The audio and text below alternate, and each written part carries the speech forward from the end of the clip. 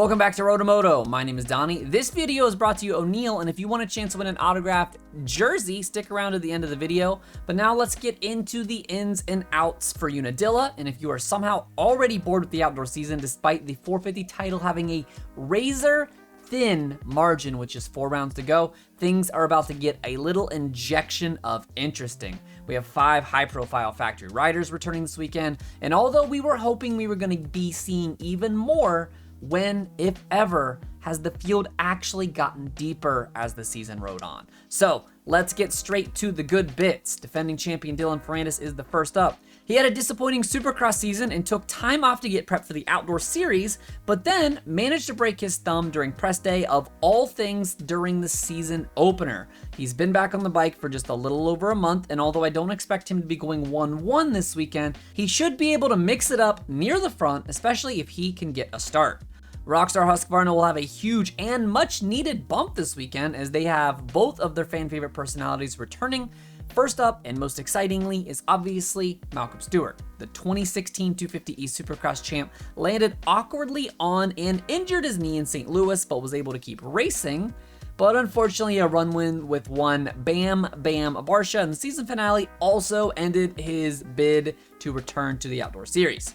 We have not seen Mookie race outdoors since Budds Creek in 2014 when he went 13 DNF for 17th overall. Prior to Budds, Malcolm was sitting top 10 in points despite 2 DNFs in 6 rounds, and I think just about everyone on the planet is hyped to see the younger Stewart return to outdoor action this summer. His counterpart under the black and white tent will be Dean Wilson, riding what many believe to be his final 4 races aboard the Rockstar Husqvarna team that he's been with since taking a fill-in ride all the way back in 2017. I would love to show you any footage from Dean's Supercross crash also in St. Louis that literally tore a whole new hole in the meat of his bum, but the last time I showed any of that footage, the video got blocked, so not even gonna try it. Dean has always been a formidable force outdoors, finishing as high as 4th on this Rockstar team in the 2017 championship, but he has struggled to stay on the bike in the years since.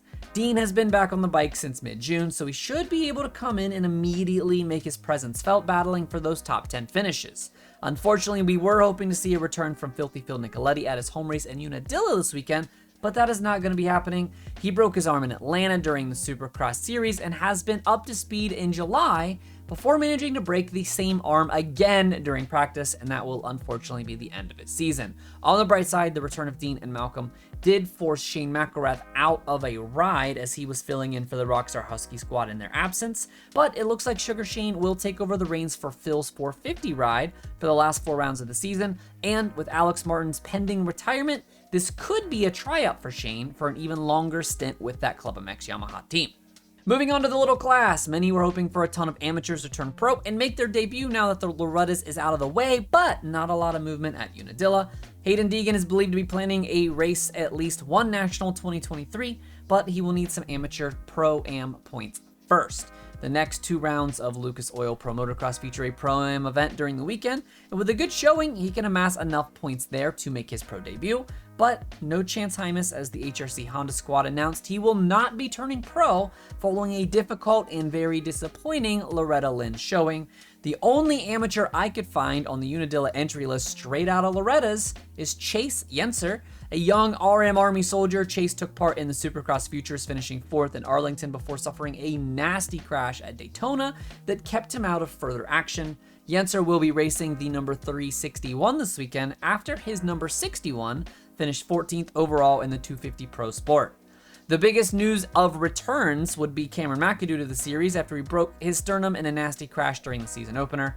The pro circuit squad has been gutted almost this entire season, so it's good to finally see them with even 3 bikes on the track in New York. Cam has been back on the bike exactly 1 month to the day at the time of this recording. There is definitely a void of veteran talent in the back half of that top 10 in the 250 class, so I wouldn't be surprised to see Little Mac slot right in behind the Lawrences, Cooper, RJ, his teammate Shimoda, and the likes. And with a little luck, he could chase down his first ever outdoor career podium this weekend. Also on the Pro Circuit squad, rider Francesco will be making his return. No injury or anything like that. He just only was able to race a certain number of Pro Nationals before Loretta's so that he wouldn't lose his eligibility. Now that his final Loretta's have come and gone, he's going to return and he should be racing all 4 rounds of the series.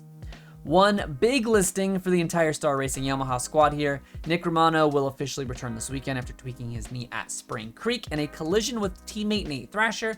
There was never any long-term concerns with an injury here. The team just opted to rest him for the single round to give the young rider 3 full weeks to come back stronger.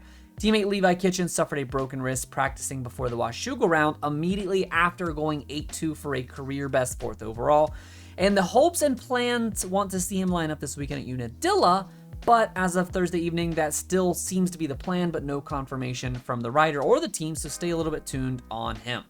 And the bad news is the rest of the Star team. Colt Nichols was hopeful to return at Unadilla after breaking both arms all the way back in January in a heat race crash during the Anaheim opener, but he is not on the entry list and he is not expected to be racing this weekend, which is peculiar considering he's been on the bike since May.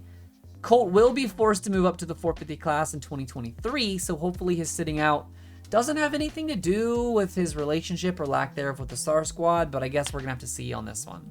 And finally, Matt LeBlanc, who suffered a broken collarbone at Southwick, will miss the Unadilla round. He just returned to the bike recently, and he's just going to need a little bit more time before he rejoins the series. It has been rumored that former Star Racing Yamaha contender Jeremy Martin will be seen in the class before the end of the year, but this time aboard the Club MX Yamaha after inking a 2023 deal with the squad, but it will not be at Unadilla. If anything, I would expect to see J Mart line up for Ironman and maybe the return to Fox Raceway in September. His teammate Enzo Lopes was also hopeful to return this weekend, but he will miss Dilla round. No news on Pro Circuit Kawasaki's Jet Reynolds, who we have technically not seen enter an official race yet after he broke his wrist during practice in the opening round of the East Supercross Series in Minneapolis. But he's been back on the bike since May, so again, no idea what's going on there. And finally, just because he technically missed a round, I expect to see Michael Mosman return this weekend for the TLD Gas squad. Mikey was in concussion protocol the week leading up to the race, and that caused him to miss a round, but with an additional 20 days to recover, shouldn't be a problem for MM. On your way out, don't forget to hit the like button and be sure to subscribe to RotoMoto for more breaking news and analysis like this. The #1 way to get more eyes on the channel is to tell the platform that this video was a good one, and if you value the content I put out, please consider joining me over on Patreon for just about $1 per week. You help me continue to make this content for you, and you're also entered to win race shoes and autographed memorabilia like this Dean Wilson jersey courtesy of O'Neill. Thanks as always for watching RotoMoto. My name is Donnie. Keep it pinned to the weekend.